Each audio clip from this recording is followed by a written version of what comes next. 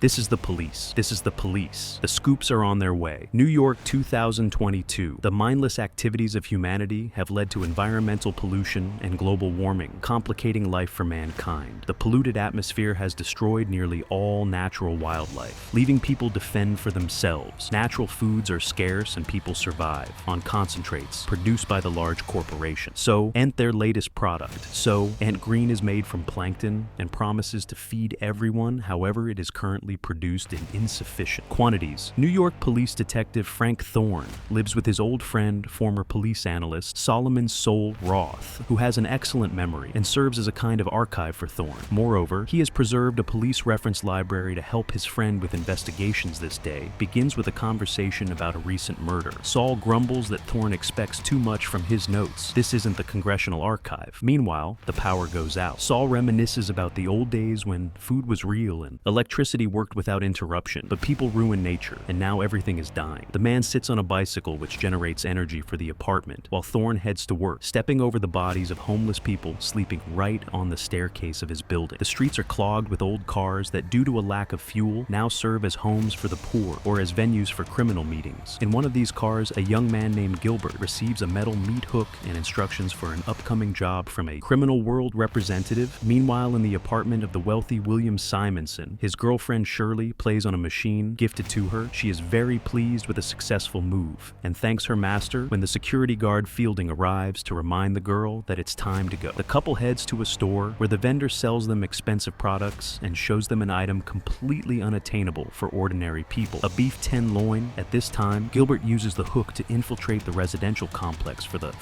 privileged and ascends to Simonson's apartment. Seeing the young man, the wealthy man remains completely calm, making no attempt to flee or call for security. Gilbert apologizes and explains that those who sent him can no longer rely on Simonson's silence. The wealthy man agrees with all his arguments and calmly confirms that what Gilbert is about to do is necessary for God. The young man raises the metal hook and strikes Simonson on the head. Sometime later, Thorne arrives at the deceased's home to investigate the case, questions the caretaker, who assures him that the cameras malfunctioned, and leads the detective to the apartment where Shirley meets him. Ignoring her, Thorne examines the body of the deceased, searching the apartment for clues. Thorne finds and consumes whiskey beef and other foods unavailable to him. Fielding talks about the shopping trip, and the policeman enjoys washing his hands in clean, warm water. He then collects the found papers, some pleasant items like toiletry, and the food into a separate bag taken from Simonson's bedroom. Meanwhile, Shirley is distraught, thinking that if she hadn't left, Simonson would still be alive, but Fielding refutes her certainty, saying that she likely would have died too later. Thorne interrogates the girl, examining her hands. He doesn't fully believe in her sincerity, but Shirley assures him that she wouldn't risk her job. The fact is, she belongs to this apartment like furniture. Now she will wait for the new tenant if he wants to keep her. At this time, Thorne is informed about the arrival of the sanitation crew. He orders them to take Simonson to the dump, but the crew reports that the wealthy man will be sent to the incineration plant. Shirley is saddened by this outcome, as she still remembers her grandmother's proper funeral. Thorne takes the bag of items and leaves. He returns to the apartment, stepping over the bodies of the homeless, and hands the gifts he hasn't seen in a long time: clean paper, soap, and pencils. He also lays out a classified Soylent report related to oceanography found in the deceased's apartment. Saul is overjoyed to see vegetables and cries at the sight of meat. The next day, Thorne goes to work. His boss, Lieutenant Hatcher, is unhappy that the case is still unsolved, but the policeman is convinced that the murder was a contract killing. Nothing was stolen from the apartment. There was no security, and the killer used a meat hook instead of a weapon to simulate a simple robbery. Therefore, the first thing the detective decides to do is check the bodyguard, and after tracking the man, he finds his girlfriend. Marta's apartment. Thorne searches the place, notices a spoon on the table stained with strawberry jam, and concludes that this is too luxurious an item for the bodyguard's girlfriend. Returning home, he sits down for dinner, prepared by Saul from the products he brought the day before. The friends say long forgotten tastes, and then Saul gets to the report, studying the books brought by Thorne. He learned about Simonson's biography and his longtime partner Santini, who now serves as the governor of New York. Together they created the Soylent Project, which became very profitable for its developers. Thorne goes to the phone booth on the corner and reports to the lieutenant what he has learned, unaware that the person who gave Gilbert the meat hook is in his office. Meanwhile, a party is taking place in Simonson's apartment. Organized by Shirley, Thorne arrives and demands answers to his questions. Shirley can't say anything specific as Simonson didn't confide in her. However, she does know Santini Simonson introduced her to him. In fact, Simonson had been acting strangely in recent months, worried and even visiting church. The couple retreats. To the bedroom, when the building manager bursts into the hall, he behaves very rudely with the girls, and Thorne declares that he asked them to gather to ask questions. The manager is forced to back off, but the upset girls leave. Shirley offers Thorne to stay the night, take a real bath, and enjoy breakfast. She doesn't like being alone and is happy with the man she likes as the others don't ask her opinion. Thorne agrees to the invitation. The couple takes a shower together, enjoying amenities unavailable to ordinary mortals. Later, Thorne visits the church where the deceased wealthy man had gone on the porch. He finds a dead woman with a child tied to her hand, realizing that the mother can no longer care for her daughter. He takes the child and carries her into the church, but the building is crowded with people who have nowhere else to go. Finding the priest to whom Simonson confessed, Thorne tries to question him, however exhausted by the huge, sick, and hungry flock. The priest only remembers the fact of the wealthy man's confession, not its details yet. Under pressure from the policeman, he admits that the truth is killing him. It's so monstrous. Thorne returns to the lieutenant, who informs him that the Simonson case is closed, as it's a simple robbery. He asks to rewrite the report, but Thorne refuses to do so, finding everything too suspicious for refusing to obey. Hatcher assigns Thorne to patrol the streets. That same day, Governor Santini is informed about the persistent policeman who refuses to close the case. Learning about Thorne's visit to the priest, Santini orders his elimination. Fielding goes to confession. Meanwhile, Thorne is patrolling the street where the Soylent distribution center is located. A large crowd gathers, and soon the product runs out. Causing discontent among the crowd, the police recognize the danger and try to quell the unrest. However, people start rioting. The killer sent after Thorne tries to get close to him as machines with scoops arrive to load people into the truck beds and take them for processing. The killer shoots, but misses killing a woman standing next to the policeman. The crowd goes wild. The Fielding goes to confession. Meanwhile, Thorne is patrolling the street where the Soylent distribution center is located. A large crowd gathers, and soon the product runs out. Causing discontent among the crowd, the police recognize the danger and try to quell the unrest. However, people start rioting. The killer sent after Thorne tries to get close to him as machines with scoops arrive to load people into the truck beds and take them for processing. The killer shoots, but misses killing a woman standing next to the policeman. The crowd goes wild, the corporation in the attack on the policeman. Finally, he warns the man to stop following him, otherwise it will end very badly. After this, Thorne goes to Shirley at this time. Solomon brings the oceanographic report to a group of scientists who call themselves the Investigators. Bureau, Shirley has just finished bandaging Thorne and offers to go somewhere, but he doesn't know where they could run everywhere. It's the same hunger and a dying Earth. The girl is upset as the new tenant is arriving today, but the policeman is sure she will please him.